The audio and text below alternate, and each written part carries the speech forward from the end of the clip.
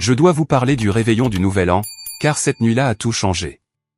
Pas d'une manière magique à la Disney où les rêves se réalisent à minuit. Non, c'était le genre de changement qui commence par l'humiliation et se termine par vous courant dans un blizzard comme si votre vie en dépendait. Parce que c'était le cas. Le manoir de mon père se trouve dans l'un de ces quartiers du Connecticut où les maisons semblent avoir été conçues par des gens qui n'ont jamais eu à se soucier des factures de chauffage. Toutes des façades en pierre et ces hautes fenêtres qui permettent à tout le monde de voir vos lustres en cristal. Je suis arrivé dans ma Honda Civic de 2003 vers 9h ce soir-là. La chose crachotait et toussait comme si elle était offensée d'être garée à côté de la BMW de ma sœur et de la Mercedes de ma belle-mère. Le pot d'échappement était maintenu par un cintre en fil de fer et du ruban adhésif. Je ne plaisante pas. Du vrai ruban adhésif. L'air sentait le pain et la fumée sortait quand je suis sorti. Ils avaient ces couronnes de sapin coûteuses à chaque fenêtre. Le genre qui coûte plus cher que mon budget d'épicerie mensuel. Je pouvais déjà entendre des rires à l'intérieur. Le genre de rire chaleureux et travaillé que les gens riches font lors des fêtes quand ils essaient de s'impressionner mutuellement. Je suis resté là une seconde, regardant mon reflet dans la vitre de la voiture. Ma veste était propre, mais les coudes étaient usés et brillants. Mon jean avait ce look délavé qui vient de trop de lavage, pas d'un créateur essayant de simuler la pauvreté. L'écran de mon téléphone avait une fissure d'un coin à l'autre. Il fonctionnait encore principalement, donc je ne pouvais pas justifier de le remplacer. Dans ma poche, j'avais $40 en billets froissés, des pourboires du restaurant où je débarrasse les tables 3 soirs par semaine. Mon grand-père m'aurait dit de me tenir droit. Il disait que la valeur d'un homme n'est pas dans son portefeuille, mais dans sa colonne vertébrale. Il me faisait lire ses vieux livres quand j'étais enfant. Pendant que ma sœur Jessica était scotchée à son téléphone, faisant des duckface pour Instagram. Grand-père Joe me faisait m'asseoir avec Napoléon Hill ou Marc Aurèle. J'avais 12 ans et j'essayais de comprendre les méditations. La moitié me passait au-dessus de la tête, mais une partie est restée. Le pouvoir n'est pas d'avoir des choses, disait-il. C'est d'être quelqu'un qui n'en a pas besoin. J'ai monté les marches en pierre et j'ai sonné. Oui, j'ai sonné. Je ne suis pas entré comme ça. C'était comme ça maintenant. Ma belle-mère a répondu, Diane. Elle m'a regardé de haut en bas avec cette expression comme si j'avais traîné de la merde de chien sur son tapis perçant juste en existant. Elle n'a rien dit, s'est juste écartée et a fait un vague geste vers la salle à manger. La maison sentait incroyablement bon. Dinde rôtie, une sorte de farce sophistiquée au canneberge, cette odeur de levure de pain frais. Mon estomac a gargouillé. J'avais mangé un sandwich de station-service il y a 6 heures. La salle à manger sortait tout droit d'un magazine. Longue table en acajou dressée avec de la porcelaine qui coûtait probablement plus cher par assiette que ma voiture. Des bougies partout. Mon père était assis en bout de table dans un pull en cachemire qui coûtait probablement $400. Ma sœur Jessica était sur son téléphone, naturellement, mais elle a levé les yeux assez longtemps pour me faire ce sourire compatissant. 22 ans et elle n'avait jamais travaillé un seul jour de sa vie. J'ai pris ma place. La chaise semblait trop belle. Tout semblait trop beau. De cette manière qui vous rend hyper conscient de ne pas être à votre place. Mon père s'est éclairci la gorge. Robert. J'ai arrêté de l'appeler papa à peu près au moment où il a épousé Diane et a décidé que son ancienne vie était une honte. Il a levé son verre de vin. Un Bourgogne qui, j'en suis sûr, avait un millésime impressionnant et un nom français que je ne pouvais pas prononcer. Il a commencé à parler de famille, de gratitude et de nouveau départ. Le discours habituel. J'ai décroché, me concentrant sur les flammes des bougies et essayant de ne pas avoir l'air affamé. Puis il s'est tourné vers Jessica. « Ta mère et moi sommes si fiers de toi », a-t-il dit. « Tu termines tes études, ton dévouement. Nous voulons te donner quelque chose de spécial. » Il a fait glisser une petite boîte sur la table. Jessica l'a ouverte et a poussé un cri. Des clés de voiture. Des clés de Jeep Wrangler pour être précis. Le genre avec le porte-clés en cuir. Elle a sauté et l'a serré dans ses bras et Diane rayonnait et moi j'étais juste assis là. Je n'étais pas jaloux. C'est ce que les gens ne comprennent pas. Je n'étais pas assis là à penser que je méritais une voiture. J'observais juste, regardant à quel point c'était facile pour certaines personnes. Comment le monde s'ouvrait à elle comme une fleur. Puis mon père s'est tourné vers moi. « Liam », a-t-il dit, sa voix a changé. Est devenue plus froide, plus formelle. « Ton grand-père est décédé il y a 6 mois. Nous avons réglé la succession. Il y avait très peu de valeur. Il vivait simplement. Il s'est levé et s'est dirigé vers un buffet où Diane gardait ses plats de service sophistiqués. Il y avait quelque chose là, à l'écart de tout le reste. Quelque chose enveloppé dans du papier de soie, comme des ordures attendant d'être sorties.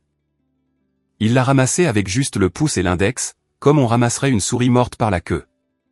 Il est revenu et l'a posé sur la table devant moi, mais il ne l'a pas fait glisser comme il l'avait fait avec les clés de Jessica. Il l'a posé là avec 2 doigts, comme si cela pouvait le contaminer.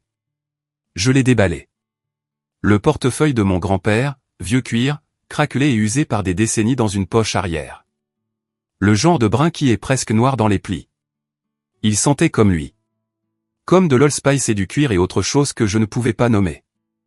La mémoire peut-être. Je l'ai vérifié, a dit mon père. Il est vide, comme tes perspectives. Mais j'ai pensé que tu pourrais le vouloir en souvenir, puisque vous étiez si proches. La façon dont il a dit proche, comme si c'était quelque chose de pathétique. Comme si les heures que j'avais passées avec grand-père Joe étaient du temps perdu parce qu'elles n'avaient pas abouti à des portefeuilles d'actions ou à des adhésions à des country clubs. Jessica avait l'air mal à l'aise. Même elle trouvait ça dur. Mais elle n'a rien dit. Personne n'a jamais rien dit. Je me suis levé, ma chaise a grincé contre le parquet, trop fort dans le silence soudain. Il y a une boîte de choses dans le couloir, a continué mon père. Encore plus de camelotes? Vraiment? De vieilles lettres, quelques médailles militaires, des photographies. Le service de nettoyage de la succession vient demain à 8 heures. Ils se débarrasseront de tout. Si tu en veux, prends-le ce soir. Se débarrasser de tout. Comme si la vie de mon grand-père était le jour des poubelles. Je suis allé dans le couloir. Il y avait une boîte en carton marquée « Garage d'hiver » de l'écriture soignée de Diane. J'ai ouvert les rabats. L'odeur m'a frappé en premier. Cette odeur particulière de moisi de vieux papier et de tissu. Il y avait des lettres attachées avec de la ficelle. Son purple hâte du Vietnam, terni mais toujours lourd. Un chapeau de pêche avec des leurres encore plantés dans le bandeau. Et là, enveloppé dans du papier journal, se trouvait une photographie encadrée. Moi et grand-père Joe. Je devais avoir 10 ans. Nous étions au lac Candlewood. Nous tenions tous les deux une perche qu'il m'avait aidé à attraper. Sa main était sur mon épaule. Nous sourions tous les deux comme des idiots. Je me souviens de ce jour. Comme il avait été patient. Comment il ne s'était pas fâché quand j'avais emmêlé la ligne ou laissé tomber le filet. Comment il avait dit que j'étais un naturel même si ce n'était pas le cas. J'ai ramassé la boîte. Elle n'était pas lourde, mais elle semblait importante. Comme si je portais quelque chose qui comptait plus que son poids physique. Quand je suis revenu dans la salle à manger, il mangeait déjà. Jessica avait son téléphone sorti, probablement en train de poster des photos de ses nouvelles clés de voiture. Mon père n'a pas levé les yeux.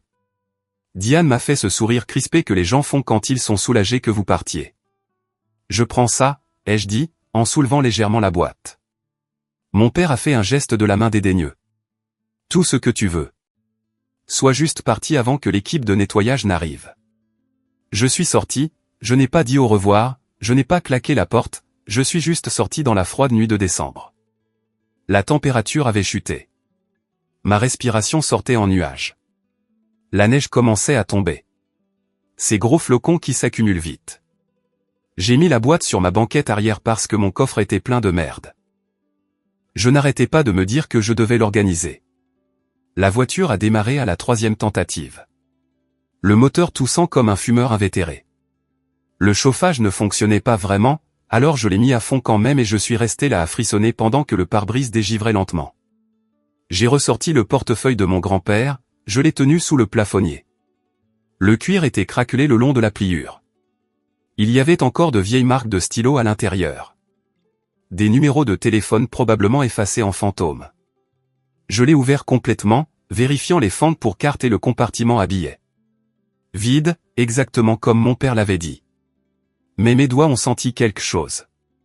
Une épaisseur dans la doublure qui ne devrait pas être là. Mon grand-père était paranoïaque à propos des banques. Il a grandi pendant la dépression. Et ce genre de peur vous entre dans les os. Il cachait de l'argent dans des endroits bizarres. $20 dans une boîte de café. $50 glissés dans des livres. Je l'avais vu faire 100 fois. J'ai passé mon pouce le long de la doublure intérieure. Là, une couture qui n'était pas tout à fait à plat. J'ai conduit jusqu'à chez moi, ce qui a pris 15 minutes à travers des rues qui devenaient de plus en plus glissantes à chaque minute. Mon logement n'en était à peine un. Une chambre au-dessus d'un garage que je louais à une vieille dame pour $400 par mois. Une pièce, une plaque chauffante, une salle de bain partagée au bout du couloir. Mais c'était à moi. J'ai monté la boîte par les escaliers étroits et je l'ai posée sur mon bureau. J'ai allumé toutes les lumières que j'avais, c'est-à-dire une ampoule au plafond et une lampe de bureau. Le portefeuille. J'ai pris un couteau à beurre de mon tiroir et je l'ai délicatement inséré dans la couture de la doublure. Le cuir était assez vieux pour céder un peu. J'ai fait levier doucement et la doublure s'est séparée. Il y avait quelque chose à l'intérieur. J'ai attrapé la pince à bec effilé que je gardais dans mon tiroir à bric-à-brac, je l'ai inséré dans l'ouverture et j'ai tiré. La première chose qui est sortie était un billet de $100, plié serré, comprimé par des années de pression. Je l'ai mis de côté, mes mains commençant à trembler. La deuxième chose était un bout de papier, du papier thermique fin, le genre qui s'efface si on le laisse au soleil. Un billet de loterie, froissé et usé, mais intact. Je l'ai regardé fixement. Les chiffres étaient à peine lisibles. J'ai dû l'incliner sous la lumière. Il y avait 6 chiffres et une date. Le 4 juillet. Mon téléphone. Où était mon téléphone? Je l'ai attrapé de ma poche, j'ai failli le laisser tomber, j'ai tapé loterie Connecticut 4 juillet avec des doigts tremblants. La page a mis du temps à se charger. Mon internet était pourri. Puis je l'ai vu. Jackpot du Powerball, tirage du 4 juillet. Un billet gagnant vendu dans le Connecticut. Montant, $182 millions. Billet toujours non réclamé. Date limite de réclamation, 180 jours à compter de la date du tirage. J'ai fait le calcul dans ma tête. 4 juillet plus 180 jours. Aujourd'hui, 31 décembre. J'ai regardé l'horloge de mon téléphone.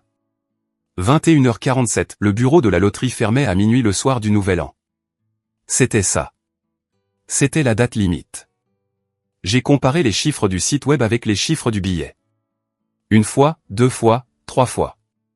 Ma vision se brouillait, mais les chiffres ne changeaient pas. Ils correspondaient. Tous les 6. Mon grand-père avait un billet de loterie gagnant d'une valeur de $182 millions, et il l'avait caché dans son portefeuille. Le portefeuille que mon père avait tenu avec 2 doigts comme s'il était contaminé. Le portefeuille qu'il m'avait jeté comme une insulte. Je me suis levé si vite que ma chaise est tombée. J'ai attrapé ma veste, mes clés, le billet, et je l'ai soigneusement glissé dans un sac en plastique que j'avais gardé d'une pizza de la semaine dernière. Mes mains transpiraient et je ne pouvais pas risquer que le papier se dégrade. Le billet de $100 est allé dans ma poche. L'horloge sur mon mur indiquait 21h52. Google a dit que le centre de réclamation de loterie le plus proche se trouvait dans une station-service sur la route 7, à environ 13 km. Ils avaient un terminal de validation. Mais Google a aussi dit que les routes devenaient mauvaises. Accident sur l'île 95. La circulation était à l'arrêt. J'ai descendu les escaliers en courant. La lumière de ma propriétaire était allumée, mais je ne me suis pas arrêté pour expliquer. J'ai démarré ma voiture. Elle a démarré au premier essai. Pour une fois dans sa misérable vie. La neige tombait fort maintenant. Pas le joli genre. Le genre qui efface les routes et fait disparaître toutes les autres voitures dans un bruit blanc statique. Je me suis engagé dans la rue. Mon pneu a patiné une seconde avant d'accrocher. L'horloge de mon tableau de bord indiquait 22h01. La route était déjà couverte. Je pouvais à peine voir les marquages au sol. Mes essuie-glaces laissaient plus de traînées qu'ils n'essuyaient. Je me suis penché en avant, agrippant le volant à 2 mains, essayant de voir au-delà du mur blanc. J'ai pensé à mon grand-père, comment il disait que le succès vient aux gens qui sont prêts à agir quand tout le monde dort. Comment il m'a appris que les obstacles n'étaient que des tests. Que l'univers ne se soucie pas de vos excuses. Le feu de circulation devant moi est passé au rouge. Je me suis arrêté. Ma voiture a glissé de quelques pieds avant que les freins ne prennent. J'ai regardé l'horloge. 22h08, la route 7 était encore à 10 km. La neige empirait. J'ai sorti mon téléphone au feu rouge. J'ai vérifié le trafic. L'application montrait des lignes rouges partout. Embouteillage. L'accident sur l'île 95 avait tout bloqué. Toutes les routes principales étaient des parkings. Le feu est passé au vert. J'ai accéléré prudemment. La voiture a fait un tête-à-queue léger. J'ai corrigé, j'ai continué à avancer. Il devait y avoir un autre moyen. Des routes secondaires, quelque chose. J'ai pris une décision. J'ai tourné à droite, loin des routes principales, sur des rues résidentielles que les chasse-neige n'avaient pas encore touchées. Ma voiture a lutté à travers 15 cm d'accumulation. Le moteur a gémi. Allez, ai-je murmuré. Allez. L'horloge indiquait 22h15 quand j'ai tourné dans ce que je pensais être un raccourci, mais la route ne traversait pas. Elle se terminait en cul-de-sac. J'ai juré, j'ai mis la voiture en marche arrière, j'ai reculé, j'ai fait demi-tour. Le pneu a patiné. J'ai balancé la voiture d'avant en arrière, la sentant avancer centimètre par centimètre dans la neige. Finalement, elle a accroché et j'ai accéléré dans le sens d'où je venais. Je pouvais voir des lumières au loin. Pas des feux de circulation, des lumières de commerce. La station-service, peut-être. Je n'étais même plus sûr. La neige était si épaisse, c'était comme conduire dans un tunnel de statique. J'ai juste continué à avancer, parce que s'arrêter n'était pas une option. Parce que quelque part là-bas, à moins de 2 heures, il y avait un terminal qui pouvait tout changer. Et je n'allais pas laisser mon père avoir raison sur moi. Pas ce soir. Le chauffage cliquetait et haletait, soufflant un air à peine chaud. Ma respiration embuait le pare-brise plus vite que le dégivrage ne pouvait le nettoyer. Je l'ai essuyé avec ma manche, laissant des traînées. La route a tourné. Je l'ai suivi, roulant à 30 km/h, ce qui semblait voler dans ces conditions. L'horloge avançait. 22h17, 22h18. J'ai appuyé sur l'accélérateur. Le moteur a protesté. La voiture a dérapé sur le côté pendant une seconde, a coupé le souffle, puis s'est redressée. J'ai pensé à la photographie dans la boîte. Moi et grand-père Joe au lac. Sa main sur mon épaule. Sa voix disant que j'étais un naturel même si ce n'était pas le cas. Il m'avait laissé ça. D'une manière ou d'une autre, il avait su. Il m'avait laissé une chance. Et je n'allais pas la gâcher. La neige est tombée plus fort. Mes phares creusaient 2 faibles tunnels dans le blanc. Mon GPS de téléphone indiquait que j'étais à 5 km de la route 7. 5 km, ça aurait pu être 500. Mais j'ai continué à conduire, dans la tempête, dans la nuit. Puis je les ai vus. Une mer de feux de freinage rouge brillant à travers la neige devant moi. La bretelle d'accès à l'autoroute. Les voitures ne bougeaient pas. Elles étaient juste là, les pots d'échappement crachant de la fumée blanche dans la tempête. Mon estomac s'est noué. Parce que le temps pressait. Les feux de stop s'étendaient aussi loin que je pouvais voir. Un mur solide de rouge brillant à travers la neige qui tombait, comme une sorte d'avertissement apocalyptique. J'ai doucement levé le pied de l'accélérateur et ma voiture s'est arrêtée derrière une camionnette avec un autocollant de pare-choc Trump et un autocollant fier parent d'un élève méritant. L'ironie ne m'a pas échappé. J'ai vérifié mon téléphone. 22h23, le GPS essayait de me rediriger, mais chaque itinéraire alternatif affichait du rouge. Tout était bloqué. Un accident quelque part plus loin avait transformé l'île 95 en parking. Je suis resté assis là peut-être 30 secondes, regardant ma respiration embuer le pare-brise, sentant la chaleur lutter pour suivre le froid qui s'infiltrait par chaque interstice des vieux joints de ma voiture. Puis j'ai pris une décision qui était soit brillante, soit incroyablement stupide.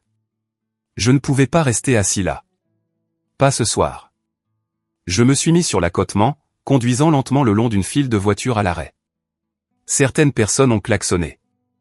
Un type a baissé sa vitre et a crié quelque chose à propos d'attendre mon tour. Je les ai tous ignorés. Ma voiture a rebondi sur des ornières gelées, raclant le bas de caisse avec un cri métallique qui m'a fait grimacer. Le billet de $100 et les $40 de pourboire étaient dans ma poche. Le billet de loterie était pressé contre ma poitrine à l'intérieur de ma veste, enveloppé dans ce sac à pizza graisseux. Un quart de mile plus loin, j'ai vu le problème. Un semi-remorque s'était mis en portefeuille sur 3 voies. Il y avait des fusées éclairantes partout, projetant une lumière orange sur la neige. La police d'État avait des voitures qui bloquaient la route. Une ambulance était là, ses gyrophares tournant mais sans sirène. Cela signifiait soit que tout le monde allait bien, soit que quelqu'un n'allait vraiment pas bien et qu'il n'y avait plus d'urgence. Je me suis garé aussi loin que possible sur l'accotement et j'ai coupé le moteur.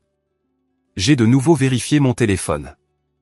22h31, le terminal de loterie le plus proche se trouvait dans une station Shell sur la route 7. Selon mon GPS, il était à 3 km, normalement 10 minutes. Ce soir, dans ce désordre, peut-être jamais. Je suis sorti de la voiture. Le vent m'a frappé comme une chose physique, plein de cristaux de glace qui me piquaient le visage. La température était tombée en dessous de zéro. Ma veste était vieille, le genre qu'on trouve chez Goodwill parce qu'elle coûte 5 $ et est assez imperméable. La fermeture éclair s'est coincée à mi-chemin.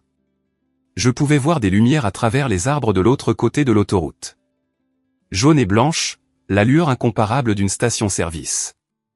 Ça avait l'air proche, peut-être 1 mile et demi. Un chemin direct à travers les bois au lieu de suivre la route. J'ai regardé l'embouteillage, les flics qui traînaient en buvant du café dans des thermos, ma voiture, qui serait coincée ici jusqu'à ce qu'ils dégagent l'accident. Puis j'ai regardé la glissière de sécurité. Mon grand-père me faisait courir avec lui quand j'étais enfant. 5 heures du matin tous les samedis, quel que soit le temps. Il avait été un marine, et il n'avait jamais vraiment quitté cette mentalité. La douleur est temporaire, disait-il quand je me plaignais du froid ou de mes jambes en feu. Le triomphe est éternel. J'ai grimpé par-dessus la glissière de sécurité. La forêt de l'autre côté n'était pas un parc entretenu. C'étaient les bois du Connecticut en hiver. Un sous-bois dense enfoui sous la neige. Des troncs d'arbres tombés, cachés comme des pièges. Le genre de terrain qui tord les chevilles et brise les os si on ne fait pas attention. Je n'ai pas fait attention. J'étais désespéré. J'ai traversé la première ligne d'arbres nus, les branches s'accrochant à ma veste. La neige était profonde ici, intacte de chasse-neige ou de pas. Je me suis enfoncé jusqu'au genou dès le premier pas.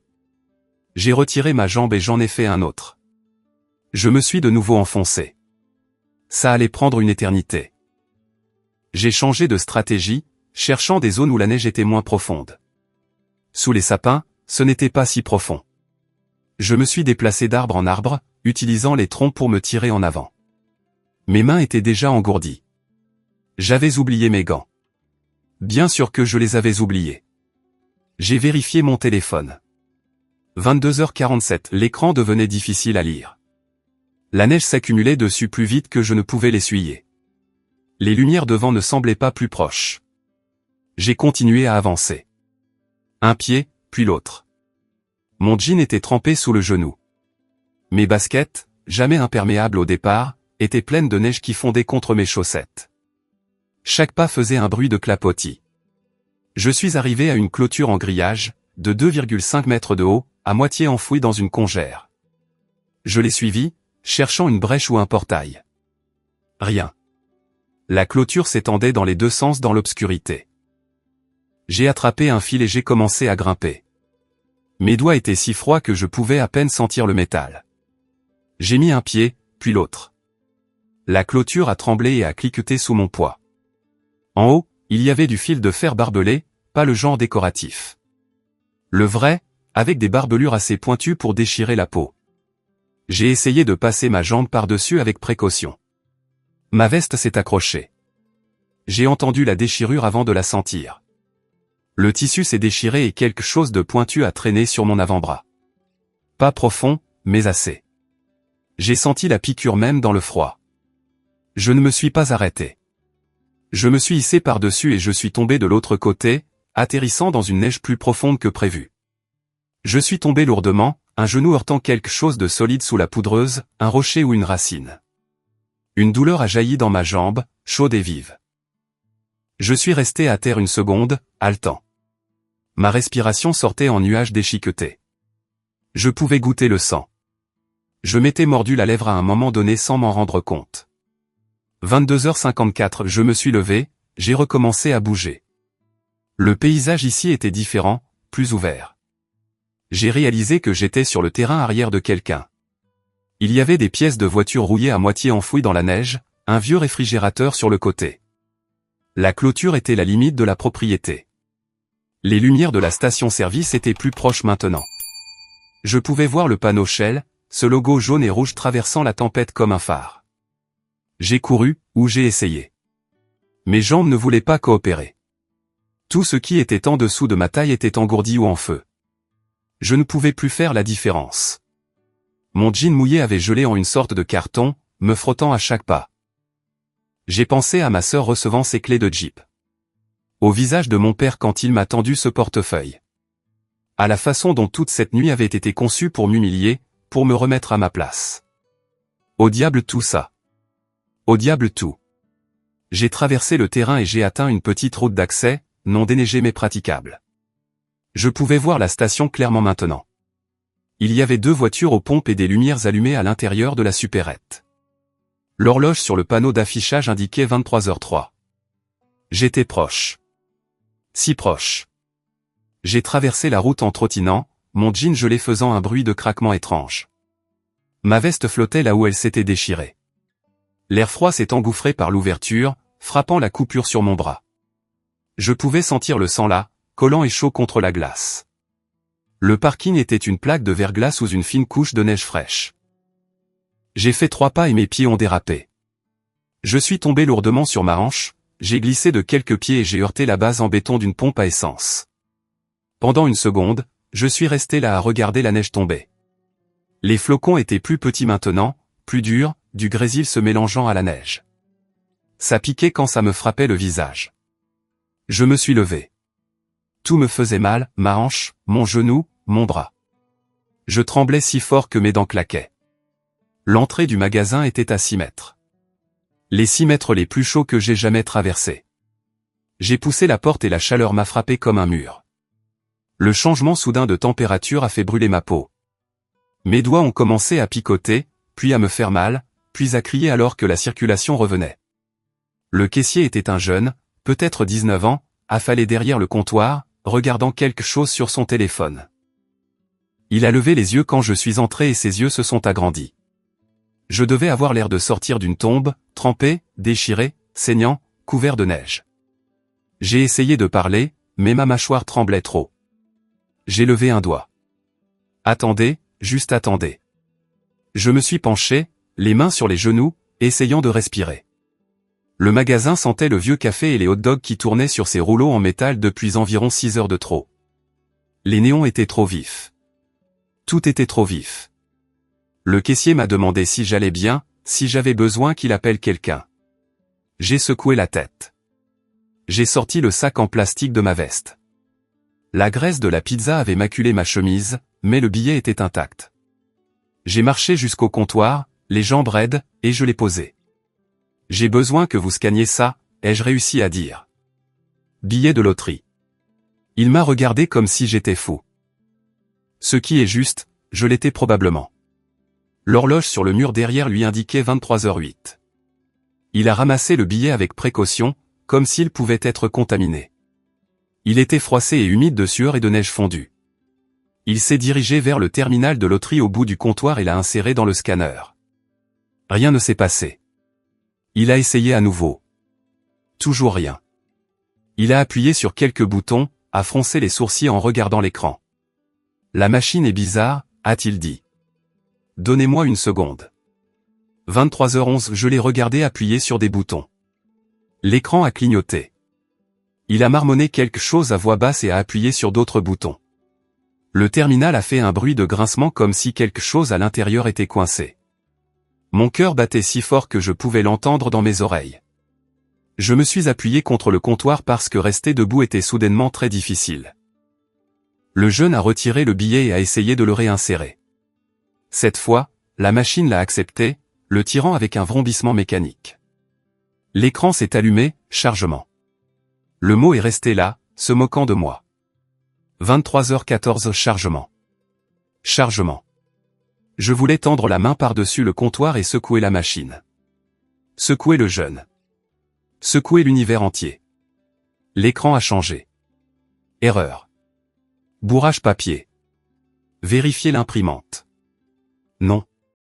Non. Non. Non. Le caissier a ouvert un panneau sur le côté du terminal et a jeté un œil à l'intérieur. Il a retiré un morceau de papier qui s'était coincé dans un rouleau, l'a froissé et l'a jeté à la poubelle.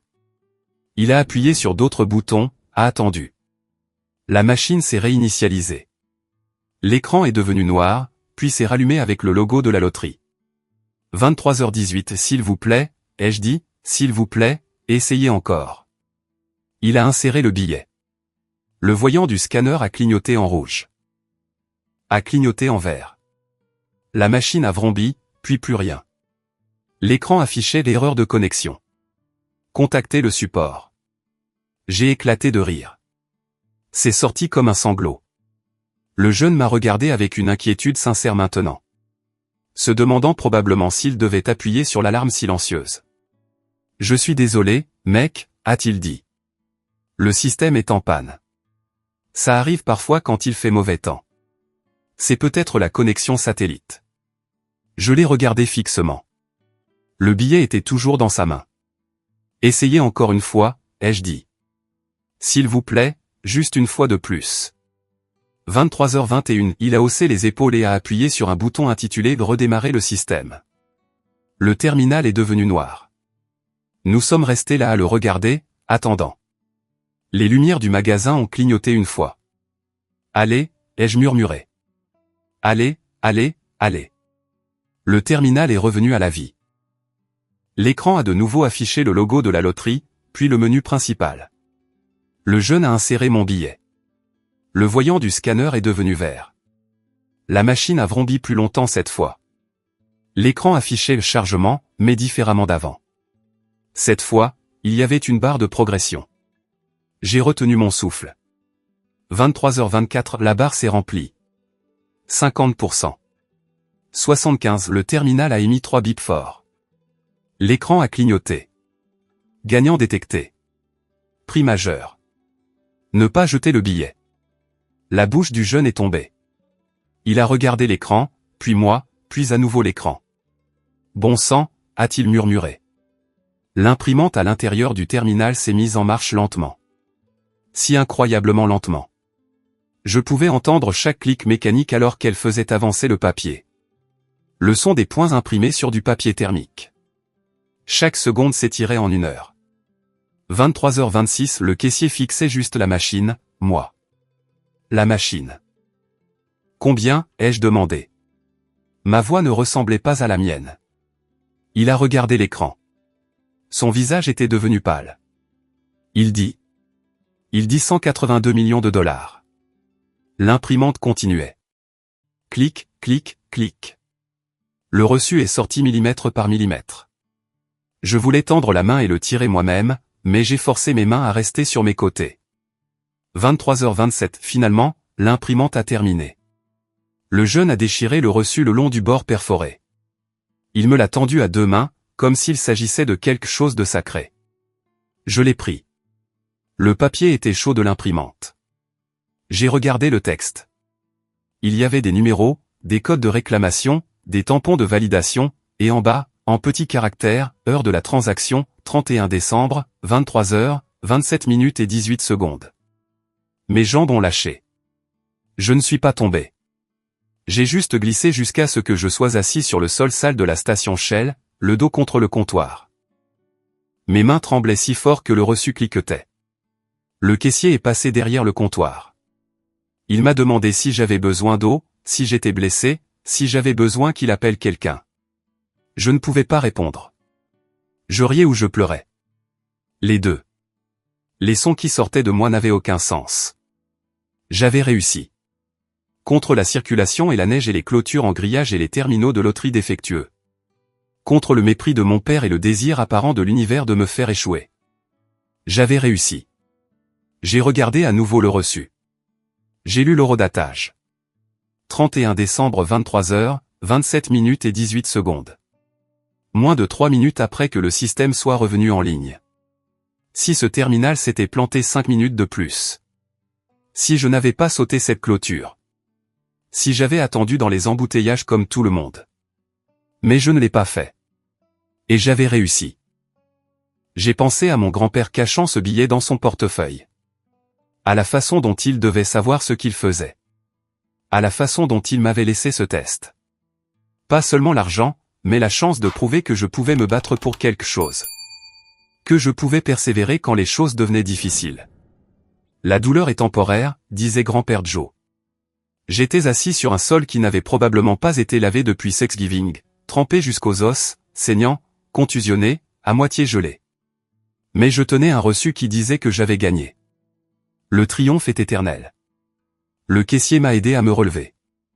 Il m'a apporté une bouteille d'eau du réfrigérateur et a refusé que je la paie. Il n'arrêtait pas de me regarder avec cette expression d'admiration, comme si je venais de faire atterrir un vaisseau spatial sur le parking. Je suis resté au comptoir à boire de l'eau, sentant la chaleur revenir lentement dans mes os. Mon téléphone a vibré. Je l'ai sorti.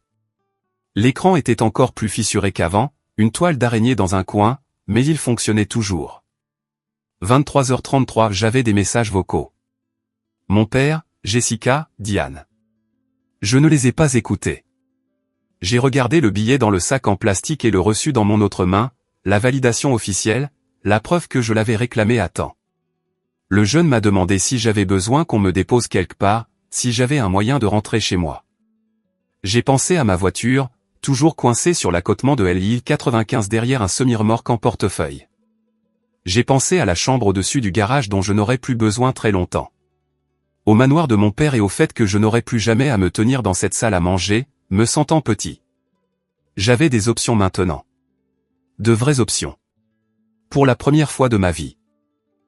Je me suis assis dans l'une des chaises en plastique près de la fenêtre, regardant la neige tomber à travers le halo des lumières de la station. Le reçu était dans ma poche. Le billet était pressé contre ma poitrine. Mes vêtements commençaient à dégeler, créant une flaque sous ma chaise. Le caissier me regardait de derrière le comptoir, se demandant probablement encore s'il devait appeler quelqu'un, si j'étais en train de faire une dépression nerveuse. Peut-être que je l'étais, mais c'était la meilleure dépression que j'ai jamais eue. J'ai sorti le reçu une dernière fois. Je me suis permis de vraiment le voir. Heure de la transaction, 31 décembre 23h, 27 minutes et 18 secondes. Texte noir sur papier thermique blanc. Une preuve solide et réelle. J'avais battu la date limite. J'avais gagné. Je pensais que le plus dur était passé. Je ne savais pas que gagner était en fait la partie facile. Le garder, ça allait devenir une guerre. 2 mois. C'est le temps qu'il a fallu pour que tout s'effondre. Je pensais que gagner à la loterie résoudrait mes problèmes. Je pensais que le plus dur était passé. Je me trompais sur beaucoup de choses à l'époque. La première semaine après le Nouvel An a été un tourbillon. J'ai déposé une réclamation auprès de la commission de la loterie. Ils ont vérifié le billet. J'ai assisté à des réunions avec des conseillers financiers qui souriaient trop et des avocats qui ne souriaient pas du tout. Tout le monde voulait une part. Tout le monde avait des conseils. Je comprenais à peine la moitié de ce qu'ils disaient. Des termes comme rente contre somme forfaitaire, implication fiscale, fiducie de protection des actifs. C'était comme s'ils parlaient une langue étrangère. J'ai pris la somme forfaitaire. Après les impôts fédéraux à 37% et les impôts d'État à 6% supplémentaires, je regardais environ 104 millions de dollars. Une somme toujours absurde. Toujours plus que ce que je pouvais concevoir. Les fonds devaient être débloqués en 60 jours. Procédure standard, disait-il. Juste une période d'attente. Pendant que tout se traitait, j'ai quitté la chambre au-dessus du garage. J'ai trouvé un motel bon marché sur la route 7, le genre avec des tarifs à la semaine et un distributeur automatique qui n'acceptait que la monnaie exacte. Ce n'était pas grand-chose, mais c'était à moi. Pas de propriétaire, pas de salle de bain partagée. Juste un lit, une télé qui captait 5 chaînes et une fenêtre qui donnait sur le parking. Je gardais la boîte en carton avec les affaires de mon grand-père dans le coin. Les médailles, les lettres, le chapeau de pêche, la photographie encadrée de nous au lac. Le verre encore intact à l'époque. Puis mon père l'a découvert. Je ne sais pas comment. Peut-être que quelqu'un à la commission de la loterie l'a divulgué. Peut-être qu'un employé du cabinet d'avocats a dit quelque chose à quelqu'un qui l'a dit à quelqu'un d'autre. Dans un État comme le Connecticut, l'argent a une façon de faire du bruit. Mon téléphone a sonné un mardi matin. Je n'ai pas reconnu le numéro, mais j'ai répondu quand même. C'était un cabinet d'avocats, prestigieux, le genre avec 3 noms de famille dans le titre. Ils m'ont informé très poliment qu'il représentait Robert Chin dans une affaire civile. Mon père. Il déposait une plainte. Le terme juridique était conversion d'actifs successoraux. J'ai dû le chercher plus tard. En gros, mon père prétendait que le portefeuille faisait partie de la succession de mon grand-père, que lui, en tant qu'héritier principal, avait droit à tout ce que mon grand-père possédait au moment de sa mort, y compris le contenu de ce portefeuille. Son argument était simple. Il ne savait pas que le billet de loterie était à l'intérieur. S'il l'avait su, il n'aurait jamais donné le portefeuille. Par conséquent, le transfert n'était pas valide. Erreur de fait, l'ont-ils appelé. J'ai engagé un avocat, un type nommé Maurice, qui travaillait dans un bureau de centre commercial entre un salon de manucure et un service de préparation de déclaration de revenus. Il était moins cher que les grands cabinets, et il semblait honnête, ce qui était plus que ce que je pouvais dire de la plupart des avocats. Maurice m'a exposé la situation autour d'un café dans un dîner qui sentait la graisse et la déception. Le problème, a-t-il dit, c'est la preuve. Sans preuve que ton grand-père avait spécifiquement l'intention de te donner ce billet, la loi favorise ton père en tant que principal bénéficiaire de la succession. Le droit de la famille est désordonné comme ça. L'intention compte, mais prouver l'intention est presque impossible quand la personne qui a fait le don est morte. Il m'a aussi rappelé les impôts. Comme si je pouvais oublier que le fisc allait prendre sa part, peu importe qui finissait avec l'argent. 37% fédéral, 6% d'État. Peu importait que je gagne ou perde un procès. Le gouvernement allait être payé. Maurice a déposé une réponse. Nous avions une audience prévue pour mars. Puis les avocats de mon père ont déposé une demande d'ordonnance de restriction temporaire. Je n'ai pas compris ce que cela signifiait jusqu'à ce que Maurice l'explique. Une TRO. Il demandait au tribunal de geler mes actifs jusqu'à ce que l'affaire soit résolue, pour s'assurer que je ne puisse pas dépenser l'argent avant que le juge ne rende sa décision. Le tribunal l'a accordé. Comme ça, mes comptes bancaires ont été gelés. Les gains de la loterie, toujours en traitement, ont été bloqués. Je ne pouvais toucher à rien. J'avais exactement $217 dans mon portefeuille et la monnaie qui se trouvait dans le porte-gobelet de ma voiture. Je suis allé au bureau du motel pour payer une autre semaine. La femme derrière le comptoir, une dame fatiguée d'une 50aine d'années avec des lunettes de lecture sur une chaîne, a passé ma carte. Refusé. Elle a essayé à nouveau. Toujours rien. Je suis désolé, a-t-elle dit. Elle avait l'air vraiment désolée. Le système dit que votre carte a été bloquée. Avez-vous un autre moyen de paiement? Je lui ai donné l'argent de mon portefeuille. Ça couvrait 3 jours de plus. Maurice a appelé cet après-midi-là. Il avait entendu parler de la TRO. Il avait l'air frustré, ce qui était en quelque sorte pire que s'il avait eu l'air en colère. La frustration signifiait qu'il s'y attendait, mais qu'il ne pouvait pas l'arrêter. Il m'a dit de ne pas m'inquiéter, ce que les gens disent quand il faut vraiment s'inquiéter. Nous nous battrions au tribunal. Nous présenterions notre cas. Le juge verrait la raison. Mais sa voix ne correspondait pas à ses mots. Je pouvais entendre le doute. Je lui ai posé des questions sur les frais de justice, sur le coût de tout ça. Il est resté silencieux une seconde, puis il a dit que nous trouverions un arrangement, qu'il croyait en l'affaire. Je savais ce que ça voulait dire. Ça voulait dire qu'il travaillait au résultat. Ça voulait dire que si je perdais, il n'obtenait rien. Cette nuit-là, je me suis assis dans la chambre du motel, les lumières éteintes. Je ne pouvais pas me permettre de faire fonctionner le chauffage, alors je me suis assis sous la fine couverture et j'ai regardé ma respiration embuer l'air froid. La batterie de mon téléphone était à 8%. J'avais tout débranché pour économiser l'électricité, comme si cela avait une importance. J'ai pensé à appeler quelqu'un, mais qui? Jessica le dirait à mon père. Mon père était celui qui me poursuivait. Je n'avais pas d'amis. Pas vraiment. Les gens avec qui j'avais travaillé au restaurant avaient arrêté de m'envoyer des textos après que j'ai démissionné. Il s'avère que gagner à la loterie ne vous rend pas populaire. Ça fait de vous une cible. J'avais faim. J'avais mangé le reste d'un sac de chips de station-service pour le petit déjeuner. Le distributeur automatique dehors voulait la monnaie exacte et je ne l'avais pas. J'ai regardé la boîte en carton dans le coin. Les affaires de mon grand-père. Je la traînais depuis le réveillon du Nouvel An. À travers les changements de chambre de motel, les réunions d'avocats, tout. Je l'ai ouverte. L'odeur m'a frappé en premier. Cette odeur de moisi de vieux papier et de tissu. Les lettres attachées avec de la ficelle, la médaille purpelate, le chapeau de pêche, et là, enveloppé dans du papier journal, la photographie encadrée. Je l'ai sortie avec précaution. Moi et grand-père Joe au lac Candlewood. J'avais 10 ans, des dents de lait manquantes et un coup de soleil, tenant une perche probablement trop petite pour la garder, mais nous l'avons gardée quand même parce que j'étais si fier. Sa main était sur mon épaule. Nous sourions tous les deux. Je me souviens de ce jour. Comme il avait été patient. Comme il m'avait appris à lancer sans s'énerver quand j'émêlais la ligne. Comme il avait dit que j'étais un naturel même si ce n'était clairement pas le cas. Le cadre était en bois bon marché, le genre qui se déforme avec l'humidité. Le verre avait tenu le coup, cependant, toujours clair après toutes ces années. J'ai passé mon pouce le long du bord. J'ai senti la douceur du verre, la texture rugueuse du bois. La voix de mon père a résonné dans ma tête, celle de cette table de dîner il y a 2 mois. Vide, comme tes perspectives. Tu es un échec, Liam. Tu as toujours été un échec.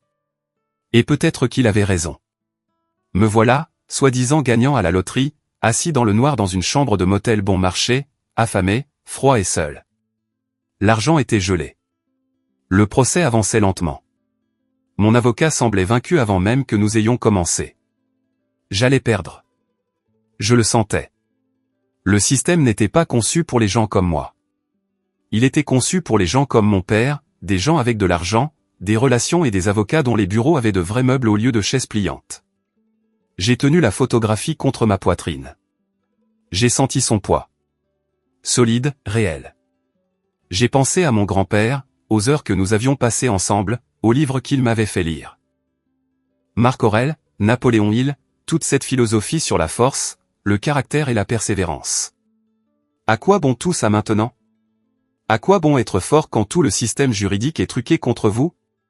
J'ai regardé à nouveau la photographie, mon moi plus jeune, si heureux, si stupide, pensant que le monde était juste, pensant que le travail acharné et le bon caractère comptaient. Mes mains tremblaient de froid ou de colère. Je ne pouvais plus faire la différence. Tout se brouillait. Le verre captait la faible lumière du parking à l'extérieur. Je pouvais y voir mon reflet. Fantomatique et déformé. Tu es un échec. La voix de mon père. Ou peut-être ma propre voix maintenant. Difficile de faire la différence. J'ai serré le cadre plus fort. Mes jointures devenant blanches. La photographie s'est brouillée derrière le verre. Ma vision se brouillait aussi. De larmes, d'épuisement ou de désespoir. J'ai serré plus fort. Le verre s'est fissuré. Un son sec dans la pièce silencieuse. Une toile d'araignée de fracture s'étendant là où mes pouces appuyaient. Le son de quelque chose qui se brise. Le son de l'abandon. J'ai relâché ma prise. Soudainement horrifié par ce que j'avais fait. C'était le dernier bon souvenir que j'avais. Et je venais de le détruire. Le cadre s'est désintégré dans mes mains. Le dos s'est détaché. La photographie a glissé avec des éclats de verre brisés qui ont capté la lumière en tombant. Et autre chose est tombée aussi. Un morceau de papier, plié, jauni sur les bords. Il a atterri sur mes genoux, à peine visible dans l'obscurité. Je l'ai ramassé avec précaution, ma main tremblant toujours, je l'ai déplié sous la faible lumière d'une fenêtre. C'était une lettre manuscrite. L'écriture de mon grand-père. Les lettres capitales soignées qu'il avait apprises chez les marines. La date en haut était de juin, une semaine avant sa mort. Je l'ai lu une fois, puis à nouveau, plus lentement, en m'assurant de bien comprendre chaque mot. Elle m'était adressée à moi, pas à sa succession, pas à mon père. À moi. La lettre était simple, directe, très semblable à lui. Il disait qu'il me donnait le portefeuille et tout ce qu'il contenait en cadeau. Un don manuel. Il avait écrit avec un terme juridique, souligné, comme s'il l'avait cherché pour s'assurer de bien l'écrire. Donné de son vivant, pas dans le cadre d'un testament. Il voulait que je l'aie, que j'aie un départ dans la vie, une vraie chance. La dernière ligne était celle qui m'a brisé. N'abandonne pas, gamin. Je sais que ton père essaiera de te le prendre. Il prend tout. Mais tu es plus fort que lui. Tu ne le sais juste pas encore. En bas, il y avait un sceau de notaire. Tampon officiel, signature, date. Il l'avait fait notarier, l'avait rendu légal, contraignant. Je suis resté assis là dans le noir, tenant ce morceau de papier comme s'il était en or, parce qu'il l'était. Il valait plus que le billet de loterie. C'était une preuve légale et notariée que mon grand-père avait eu l'intention de me donner ce portefeuille et tout ce qu'il contenait. Maurice devait voir ça. Immédiatement. J'ai attrapé mon téléphone. 8% de batterie. Je l'ai appelé quand même. Il a répondu à la 3e sonnerie, l'air à moitié endormi. Il était plus de 22 heures. Je lui ai dit que j'avais trouvé quelque chose. Une preuve. Une lettre de mon grand-père, notariée, datée d'avant sa mort. La preuve que le portefeuille était un cadeau. Maurice est resté silencieux un long moment. Puis il m'a dit de le photographier. Les deux côtés, haute résolution. De le lui envoyer immédiatement. Je l'ai fait, mes mains tremblant si fort que j'ai dû m'y reprendre à 3 fois pour obtenir une photo nette. Il m'a rappelé 5 minutes plus tard, bien réveillé maintenant, la voix vive et concentrée. Cela change tout, a-t-il dit. C'est exactement ce dont nous avions besoin. Nous allons déposer ça comme nouvelle preuve. Demander une audience d'urgence. Cette lettre est un don manuel. Elle prime sur les réclamations de la succession. Ton père n'a aucun argument. L'audience a été fixée à la semaine suivante. Tribunal des successions. La juge Morrison présidait. Maurice a dit qu'elle était juste. Stricte sur la procédure, mais juste. J'ai passé les 6 jours suivants dans cette chambre de motel, rationnant le reste de mon argent. J'ai acheté des ramen en gros au magasin à $1. 3 paquets pour $1. Je pouvais faire durer un paquet de repas si j'étais prudent. La photographie était sur la commode, toujours dans son cadre cassé. La lettre était dans la poche de ma veste, dans une pochette en plastique que Maurice m'avait donnée. Je la touchais toutes les quelques heures juste pour m'assurer qu'elle était toujours là, toujours réelle. Le palais de justice était en centre-ville. Vieux bâtiment, marche en pierre, cette odeur particulière de cire à parquet et de bureaucratie. J'ai rencontré Maurice à l'extérieur. Il portait son beau costume, celui qu'il gardait pour les audiences importantes. Bleu marine avec une cravate rouge. Nous sommes passés par la sécurité, avons monté 3 étages, descendu un couloir avec des sols en marbre qui résonnaient à chaque pas. La salle d'audience était plus petite que je ne l'imaginais, avec des lambris, un plafond haut, un drapeau américain dans le coin. Environ 20 sièges pour les observateurs, la plupart vides. Mon père était déjà là, premier rang, côté gauche. Il avait 3 avocats avec lui, des costumes qui coûtaient probablement plus cher que ma voiture. Il m'a vu entrer et son expression n'a pas changé. Juste froide, calculatrice. Diane était assise à côté de lui. Jessica était là aussi, l'air mal à l'aise. Nous nous sommes assis du côté droit. Moi et Maurice, juste nous. L'huissier a demandé à tout le monde de se lever. La juge Morrison est entrée. Elle avait la soixantaine, les cheveux gris tirés en arrière, des lunettes de lecture sur une chaîne. Elle avait l'air fatiguée, comme si elle faisait ce travail depuis trop longtemps et qu'elle avait tout vu 2 fois. Elle s'est assise. Tout le monde s'est assis. Elle a ouvert un dossier et a examiné quelque chose un moment. Puis elle a levé les yeux. Elle a demandé à l'avocat principal de mon père de présenter son cas. L'avocat s'est levé. Un grand type, cheveux argentés, le genre de voix qui remplissait la pièce sans effort. Il a exposé la situation méthodiquement. Le portefeuille faisait partie de la succession. Mon père, en tant qu'héritier principal, avait droit à tous les actifs de la succession. Le transfert du portefeuille avait été fait sans connaissance de son contenu. L'erreur de fait invalidait le don. Mon père avait droit au gain de la loterie dans le cadre de son héritage. Il a parlé pendant 15 minutes. A cité la jurisprudence, des précédents, a fait en sorte que leur victoire semble inévitable. La juge Morrison a écouté sans expression. A pris des notes. A posé quelques questions de clarification. Puis ce fut le tour de Maurice. Il s'est levé, plus petit que l'autre avocat.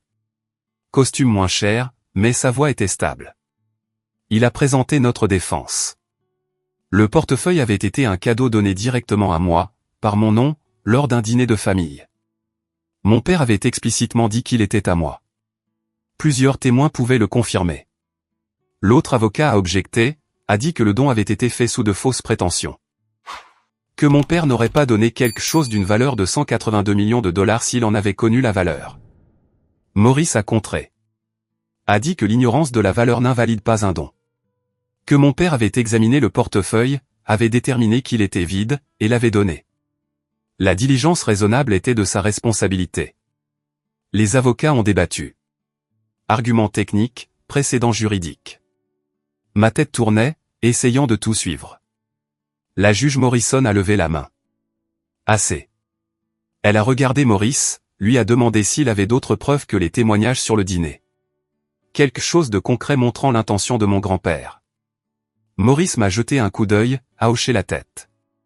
J'ai mis la main dans ma veste, j'ai sorti la pochette en plastique avec la lettre, je me suis levé et j'ai marché jusqu'à l'huissier, qui l'a apporté à la juge. Les avocats de mon père ont immédiatement objecté. Qu'est-ce que c'était? Pourquoi n'en avait-il pas été informé? C'était très irrégulier.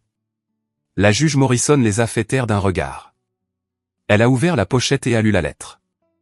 La pièce était complètement silencieuse. Je pouvais entendre l'horloge sur le mur faire tic-tac. Quelqu'un dans la rangée du fond a toussé. La juge Morrison l'a lu 2 fois. A examiné le sceau du notaire, l'a tenu à la lumière. Puis elle l'a posé et a regardé mon père. Son expression avait changé. La neutralité professionnelle avait disparu. Maintenant, il y avait autre chose. Du dégoût, peut-être, ou de la déception. Elle a demandé à l'avocat de mon père s'il était au courant de cette lettre. L'avocat avait l'air confus. A dit non. C'était la première fois qu'il en entendait parler. A demandé du temps pour vérifier son authenticité. La juge Morrison a dit que ce ne serait pas nécessaire. Le sceau du notaire était valide. La date était claire. La lettre avait été écrite et notariée avant la mort de mon grand-père. C'était un don manuel, fait de son vivant, en dehors de la procédure de succession. Elle a de nouveau regardé mon père, lui a parlé directement. Elle a dit qu'il était clair d'après la lettre que mon grand-père avait spécifiquement eu l'intention de me donner le portefeuille et son contenu, qu'il avait pris des mesures légales pour s'assurer que ce don tiendrait devant un tribunal. Que toute réclamation de mon père sur ses actifs était sans fondement. Requête rejetée, a-t-elle dit. Les gains de la loterie appartiennent au petit-fils. Affaire classée. Elle s'est levée. Tout le monde s'est levé. Elle est partie par la porte derrière le banc. Les avocats de mon père rassemblaient déjà leurs papiers, parlant à voix basse, gestion des dégâts, calculant comment le facturer pour cette perte. Mon père était juste assis là, regardant droit devant lui. Son visage était devenu pâle. Diane lui a touché le bras, mais il n'a pas réagi. Je me suis dirigé vers la sortie. Maurice disait quelque chose sur les prochaines étapes, sur la levée de la TRO, sur l'accès à nouveau à mon compte. Je l'entendais à peine. J'ai atteint le couloir, j'ai commencé à me diriger vers les ascenseurs. C'est là que j'ai entendu des pas derrière moi, rapides, se rapprochant. Liam, la voix de mon père. Attends. Je me suis arrêté, je me suis retourné. Il avait l'air plus petit, en quelque sorte, plus vieux. La confiance qu'il portait comme une armure à la table du dîner 2 mois auparavant avait disparu. Maintenant, il avait juste l'air désespéré. Il a dit que tout cela était un malentendu. Que nous étions une famille. Que bien sûr, il était heureux pour moi. Il protégeait juste la succession de son père, faisant son devoir d'exécuteur testamentaire. Sûrement, je comprenais. Il a dit que nous devrions parler, arranger ça. Il pourrait m'aider à gérer l'argent, à l'investir correctement. Nous pourrions être une équipe, père et fils. Comme ça devrait l'être. Jessica était derrière lui, regardant le sol. Diane se tenait plus en retrait, les bras croisés, calculant déjà sa stratégie de sortie de ce désastre. J'ai mis la main dans ma poche, j'ai trouvé les billets que je portais depuis le réveillon du Nouvel An, les $40 de pourboire, froissés d'avoir été dans ma poche à travers tout. Le blizzard, le procès, le motel bon marché, tout. Je les ai lissés. 2 billets de vin, usés et doux sur les bords. J'ai pris la main de mon père, j'ai placé les billets dans sa paume, j'ai fermé ses doigts autour d'eux. Je lui ai dit qu'il avait l'air fatigué, qu'il devrait s'acheter un café, qu'il pouvait garder la monnaie. Son visage a traversé plusieurs expressions. Confusion, reconnaissance, honte, colère. Je n'ai pas attendu de voir laquelle l'emporterait. Je suis allé à l'ascenseur, j'ai appuyé sur le bouton, les portes se sont ouvertes immédiatement, comme si elles attendaient. Maurice est entré avec moi. Il souriait vraiment. Il a dit que c'était la chose la plus satisfaisante qu'il ait vue en 20 ans de pratique du droit. L'ascenseur a descendu, les numéros d'étage s'allumant et s'éteignant. 3, 2, 1. Rez-de-chaussée. Les portes se sont ouvertes sur le hall du palais de justice. La lumière du soleil entrait à flot par les hautes fenêtres. C'était fin février, mais le soleil était vif, presque chaud. Je suis sorti, j'ai descendu les marches en pierre jusqu'au parking où Maurice avait laissé sa voiture. Il m'a proposé de me déposer, m'a demandé où je voulais aller. À la maison, à un hôtel, pour célébrer. Je lui ai dit que je devais d'abord faire un arrêt. Justin. Il m'a conduit à mon motel. Je suis entré dans cette petite chambre triste avec un chauffage cassé et une moquette tachée. J'ai attrapé la boîte en carton, les affaires de mon grand-père. Les médailles, les lettres, le chapeau de pêche, le cadre photo cassé avec la photographie toujours à l'intérieur, éclat de verre et tout. Je n'avais besoin de rien d'autre. Les vêtements pouvaient rester. Les quelques biens que j'avais accumulés en 2 mois de limbe juridique. Rien de tout cela n'avait d'importance. Maurice m'a conduit au cimetière de Riverside. C'était du côté et de la ville. De vieux chênes et des pierres tombales en granit datant des années 1800. La concession de mon grand-père se trouvait dans une nouvelle section où les tombes avaient encore des fleurs fraîches et où l'herbe était entretenue. J'ai dit à Maurice que je trouverais mon propre chemin pour rentrer. Il a compris, m'a tendu sa carte, m'a dit de l'appeler demain et que nous commencerions le processus de déblocage de mes comptes, de récupération de ma vie. Il est parti en voiture. Je suis resté là avec la boîte en carton. La tombe était simple. Joseph Chin, date de naissance et de mort. Père et grand-père bien-aimés en dessous, une petite gravure de l'emblème du corps des marines. J'ai posé la boîte, je l'ai ouverte, j'ai sorti la photographie dans son cadre cassé. Je l'ai regardée longtemps. La fissure dans le verre passait juste entre nous sur la photo, entre moi à 10 ans et grand-père Joe. Comme si quelque chose essayait de nous séparer, mais n'y arrivait pas tout à fait. Je lui ai dit merci à voix haute, à la pierre tombale. Pour la lettre, pour le cadeau, pour m'avoir appris que la force n'était pas une question de muscles ou d'argent. C'était de savoir qui on était quand tout le reste vous était enlevé. La douleur est temporaire, ai-je dit. Le triomphe est éternel. Le vent s'est levé, a dispersé des feuilles de chêne sur la tombe. Quelque part au loin, un corbeau a crié. Je suis resté là jusqu'à ce que le soleil commence à se coucher, jusqu'à ce que les ombres s'allongent, jusqu'à ce que je me sente prêt à partir. J'ai ramassé la boîte, j'ai commencé à marcher vers l'entrée du cimetière. Mon téléphone a vibré. Maurice avait organisé un service de voiture. Une berline noire attendait à la porte. Le chauffeur m'a demandé où je voulais aller. Je lui ai dit de simplement conduire un moment. Je lui ferai savoir. Nous sommes sortis sur la route principale, direction sud, loin du palais de justice, loin du manoir de mon père, loin du motel et des avocats et de tout ça. Le cadre photo cassé était sur le siège à côté de moi. Le verre fracturé, mais la photographie toujours visible en dessous, toujours intacte là où ça comptait. J'ai pensé à ce que mon grand-père avait écrit dans cette lettre, sur le fait d'être plus fort que je ne le savais. Sur le fait de ne pas abandonner. Il avait eu raison sur tout. Sur mon père essayant de me le prendre, sur ma force pour me battre, sur l'argent étant moins important que le principe. Être riche, ce n'est pas avoir de l'argent, ai-je réalisé. C'est avoir la volonté de le garder, le caractère de ne pas le laisser changer qui vous êtes, la force de l'utiliser correctement. Mon grand-père m'avait appris ça. Pas avec un billet de loterie, avec tout ce qui l'avait précédé. Les livres, les parties de pêche, les courses matinales. Tout cela m'avait préparé à ce moment. La berline glissait doucement sur l'autoroute. Le chauffeur ne posait pas de questions. Il conduisait simplement. J'ai regardé par la fenêtre le Connecticut qui défilait.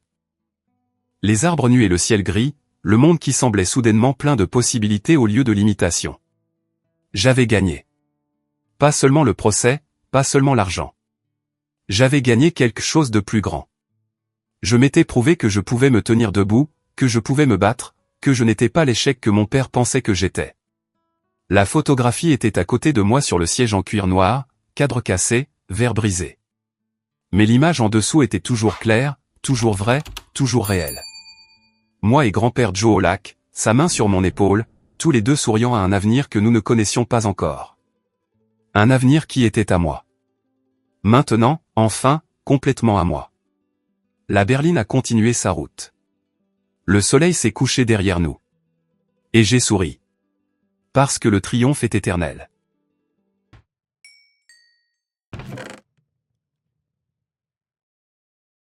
Boop, boop, boop.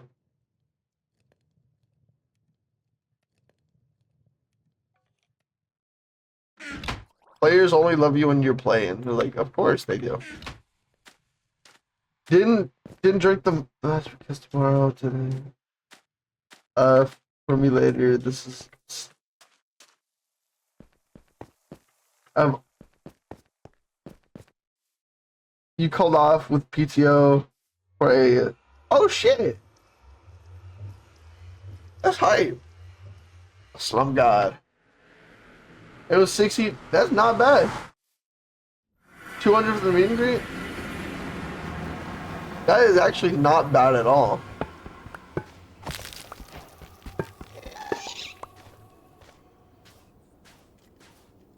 Like, that's a really good.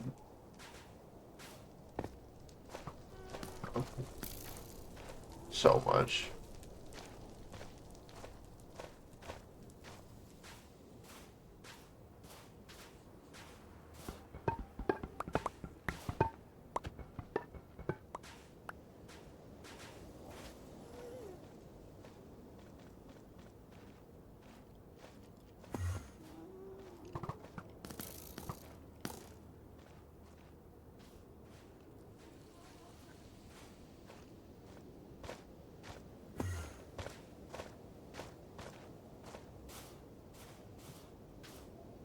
It's like chat.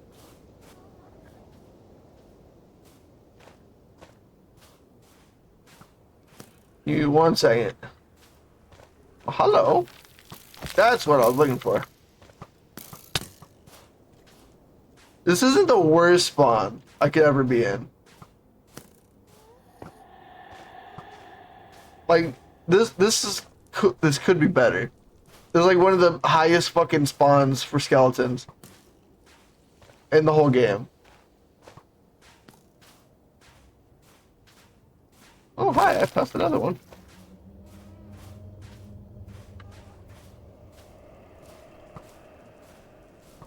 I'm getting texts from Josh. Oh, mom is wet. Josh, I know you watch my stream. Talk to me like a big boy.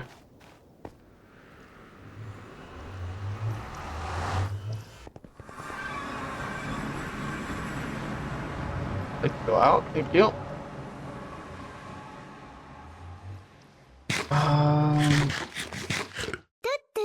Chaos, thanks for the 2-2. No use. I appreciate it. I have a killer headache. I'm so sorry. I hope the headache gets better soon. I'm also sick, so yeah. You and Toxic can play Spleef.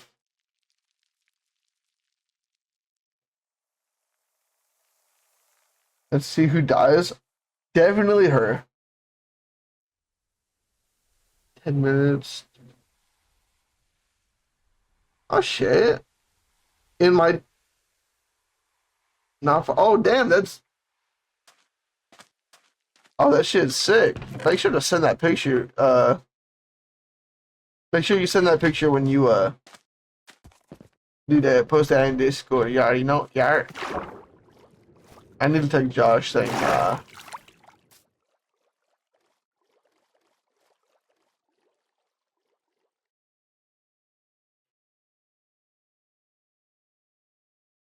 I'm saying not tonight, OG.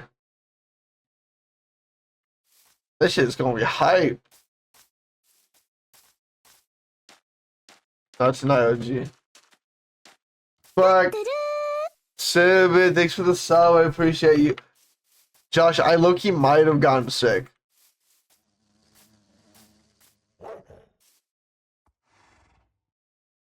A CD?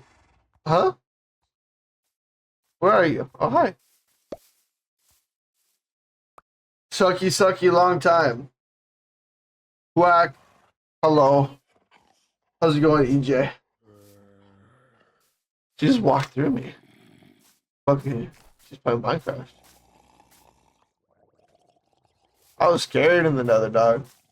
I want you to know, Josh, I'm probably gonna hop off within like the next 30 minutes. Gonna have him. Oh, I already heard that. Wow. Jake sucked my